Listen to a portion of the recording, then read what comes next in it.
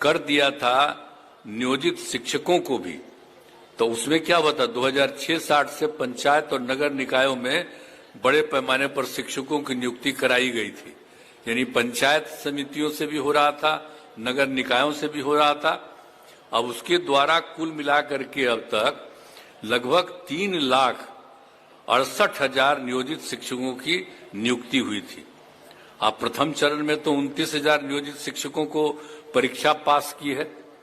अब इस बार तो हमने जब घोषित कर दिया कि इन सब लोगों को भी सरकारी शिक्षक बनाएंगे, तो इसलिए अब इस बार तो नहीं कोई भाग ली है, अच्छा किया है। अब हम लोग बहुत जल्दी ये भी काम करने जा रहे हैं ताकि जितने भी नियोजित शिक्षक हैं उनको सरकारी शिक्षक हम बनाएंगे, और उसके लिए हम लोग 3 बार परीक्षा, एक अलग किस्म की परीक्षा करेंगे, सामान्य परीक्षा, और उसमें आ जाने के बाद उसको हम सरकारी नौकरी के रूप में हम हो जाएंगे। तो इसलिए अब जो भी है सब सरकारी नौकरी। और उसके अलावा आप जानते ही ना हैं कि हर तरह के लोगों की बहाली हुई थी, तो सभी लोगों को तो जब हो जाएगा और 3 स्टेज में जो हम लोग कर देंगे तो वो भी हम बहुत जल्दी पूरा करेंगे ताकि सब हो जाएंगे सरकारी शिक्षक, और उसमें पढ़ाई में कोई दिक्कत नहीं होगी। तो ये हम लोगों का उद्देश्य है। तो इस काम को हम लोग करने जा रहे हैं, और आप जानते ही हैं कि कितने बड़े पैमाने पर हम लोगों ने किया है। जो हम लोगों ने किया पहले से भी कर रहे थे, और 7 निश्चय 2 में तो जो हम लोगों ने तय किया कि 10 लाख बहाली होगी। तो आप देख रहे हैं ना कि कितनी बड़ी संख्या में बहाली हो रही है। अब आप समझ लीजिए कि बहुत ज्यादा, अब तक 3,63,000 से अधिक युवाओं को सरकारी नौकरी में बहाली हो गई है, और इसमें ये और लोगों का भी काम चल रहा है। तो बहुत जल्दी बहाली पूरी होने वाली है, और कुल मिलाकर के बहुत शीघ्र ही हम लोग वो भी काम करने वाले हैं। तो 10 लाख तो वैसे लोगों का हो जाएगा विभिन्न सरकार की नौकरियों में। खाली शिक्षक की बात नहीं, अन्य बहालियों में भी सबकी बहाली हो रही है, और वो सब हो रहा है। तो इस सब लोगों को नमस्कार दोस्तों, मैं शाम आप सभी का आजाद टू द इंडिया में स्वागत करता हूं। नया साल बिहार के 4 लाख नियोजित टीचर्स के लिए खुशखबरी लेके आया, और बरसों से चल रही उनकी मांग बिहार सरकार ने पूरी कर दी और उन्हें राज्यकर्मी का दर्जा देने का वादा भी कर दिया, और सारे प्रोसेस भी हो चुके हैं। कल गांधी मैदान में बीपीएससी टीआरई 2 की नियुक्ति पत्र देते हुए बिहार के सीएम नीतीश कुमार जी ने ऐलान किया बिहार के 4 लाख नियोजित टीचर को राज्यकर्मी का दर्जा दे दिया जाएगा, और उसके लिए उन्हें सिंपल दक्षता पास परीक्षा देना पड़ेगा, जो जरूरी भी है। भविष्य में किसी प्रकार की कानूनी लड़ाई से बचने के लिए एग्जाम देना जरूरी है। नियोजित टीचर्स को एग्जाम देकर क्वालिफाई करके राज्यकर्मी बन जाना चाहिए। विरोध नहीं करना चाहिए, ना इस संघ को विरोध करना चाहिए, और ये जरूरी भी है।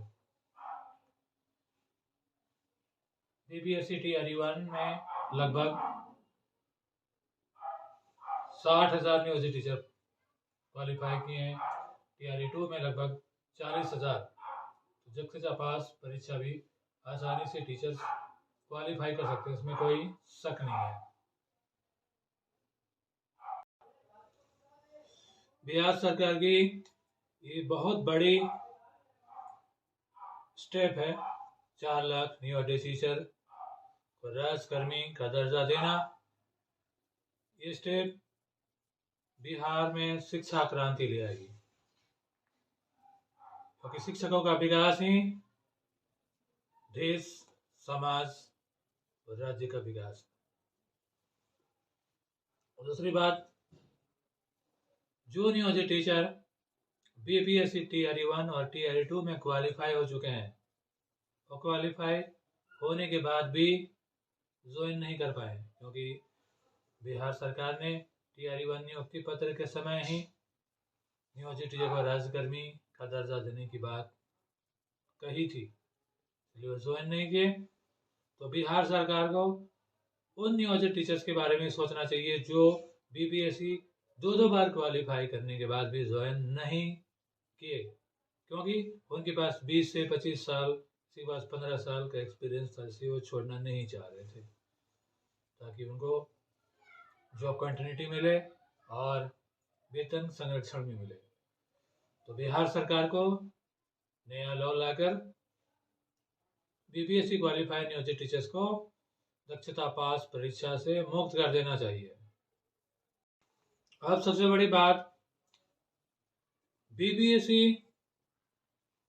एग्जाम में 3 जिलों की ऑप्शन आती है, तो ये फ्रेशर के लिए तो बेहतर है, लेकिन जो पुराने टीचर हैं, जो 20 से 25 साल तक का जॉब कर चुके हैं, 15 साल से 25 साल तक का जॉब एक्सपीरियंस है, उनके लिए नया जिला चूज करना थोड़ा डिफिकल्ट टास्क है। तो सरकार को ये जरूर सोचना चाहिए, जो पुराने टीचर्स हैं जिनकी 10 से 15 साल जॉब बची हुई है, उनके लिए जिला का ऑप्शन ना होकर होम टाउन में ही उनका अपॉइंटमेंट हो, यानी जिस स्कूल में वो जॉब कर रहे हैं उन्हें इसी स्कूल में ही अपॉइंट कर देना चाहिए।